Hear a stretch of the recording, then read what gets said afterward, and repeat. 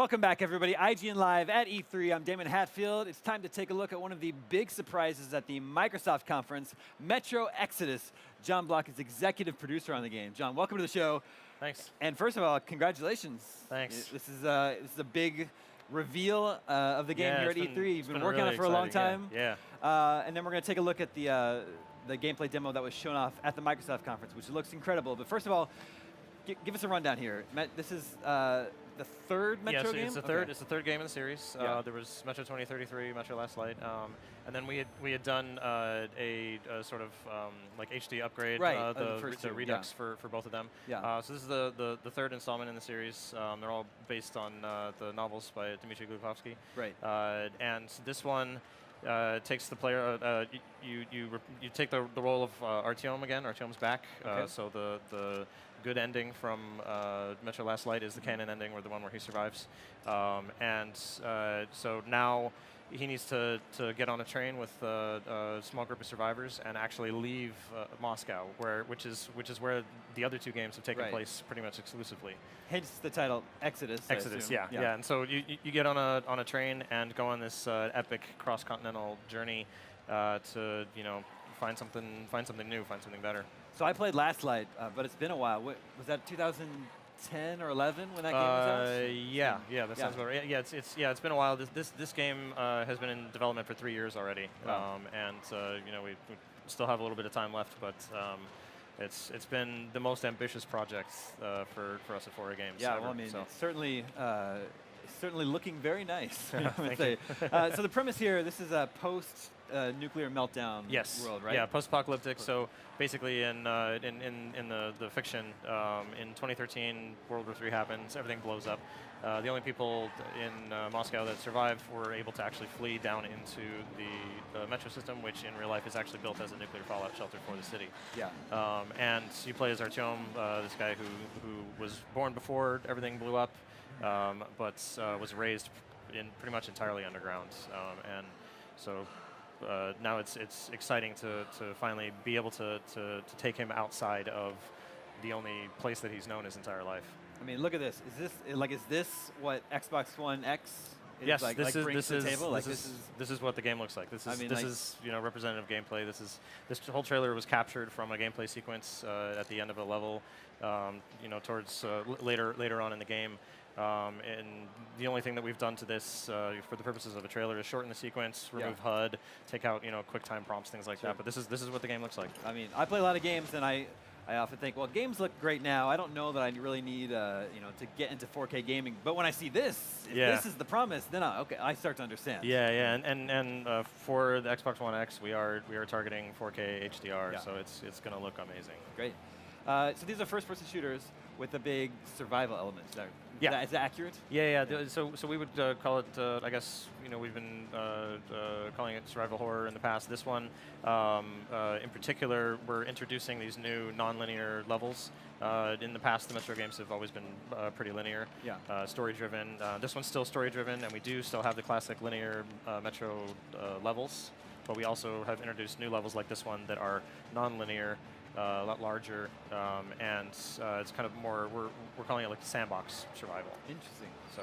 So are you building in more things for people to do? Is there any sort of crafting or loot systems, anything like that? The weapon systems in the past, we've had very kind of basic capabilities to upgrade the weapons in the past, but in this game we've overhauled that whole system.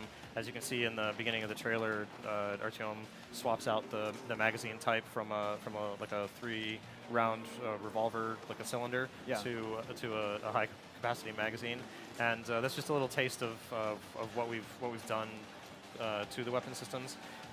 In addition, the amount of content that we've put into these non-linear levels, we want the player to explore and really enjoy and immerse themselves in the world. And what's the story with the creatures or the monsters that we fight? Are these former animals that we would recognize that have been mutated? Potentially, yes. I mean, like at the end there's the bear, and you saw the wolves as well.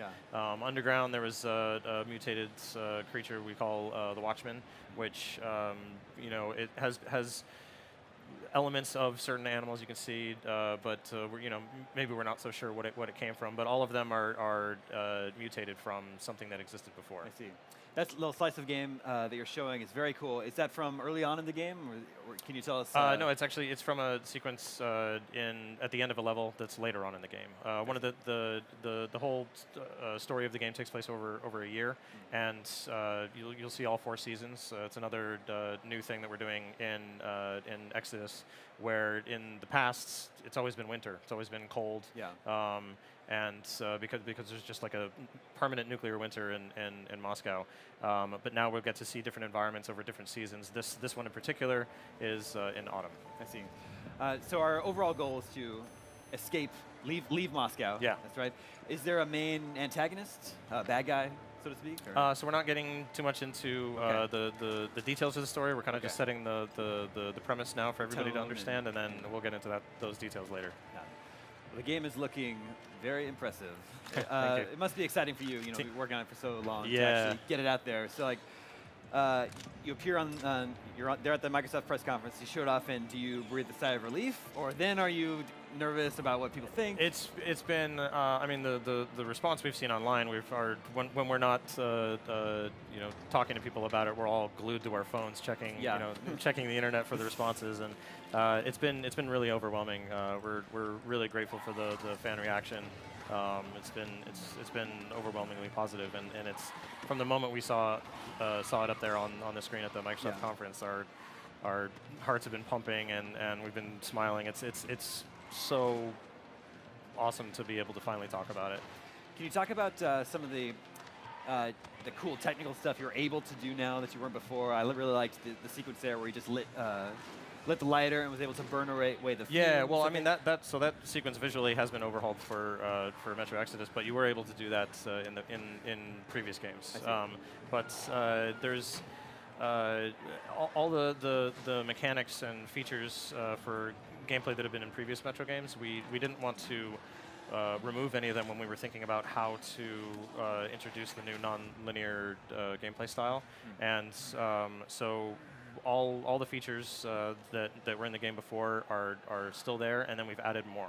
I mean, even like the gas mask you see here, he's taking it off because he's able to actually breathe outside in this environment. But the gas mask features are all still there. We've added some more elements to the gas mask gameplay, but it's still there the way that it's been with filter management. You have to change your filters out. Yeah, can you actually? I don't think we've actually touched on that. That's a major feature of these games, right? Because when you're underground, the air is toxic. Yeah, and some places above ground will not be, like this particular area, but then there are some places where it will be. You have to find filters, change them out. Your watch has a timer that relates to the filters, and it tells you how much time you have left. And if you don't find enough filters, if you don't manage them properly, you could run out of filters and suffocate. Is the crossbow a new toy? So the crossbow is actually, we did have a crossbow-style weapon in previous games, but it's been redesigned. One of the things that Prof, our creative director, has worked really hard on for this game with our weapons team is redesigning the weapons to make sure that they are as mechanically sound as they possibly could be. Almost all the weapons are kind of cobbled together, like handmade weapons, made from parts and different things that they find in the world, because there are no weapon manufacturers still making stuff. Yeah. So people kind of have to make their own weapons and equipment. And in the past we've had weapons that looked like they could function, but this time we took a lot of extra time and care to make sure that. While maybe we're not actually building them to test them out, they in theory, mechanically are sound and should work. I seem to remember ammo being somewhat scarce, which would make sense, this being a post-apocalyptic world. Is that sort of like a feeling of tenseness that you're trying to create for the player? Yeah. There's a number of things that we're constantly trying to do to keep the player on edge and make them feel like the immersion level in Metro games has always been incredible, and the atmosphere is so thick, like you really feel like you're there, and you're constantly struggling to survive and having to manage resources, and so it's we use it for pacing and for keeping the player involved, and like you really need to look around and explore the environment and find the things that you need in order to make it through. Sure.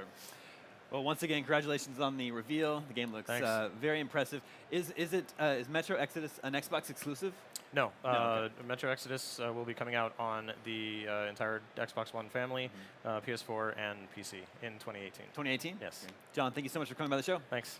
Stay tuned. So much more to come here on IGN Live at E3 after this.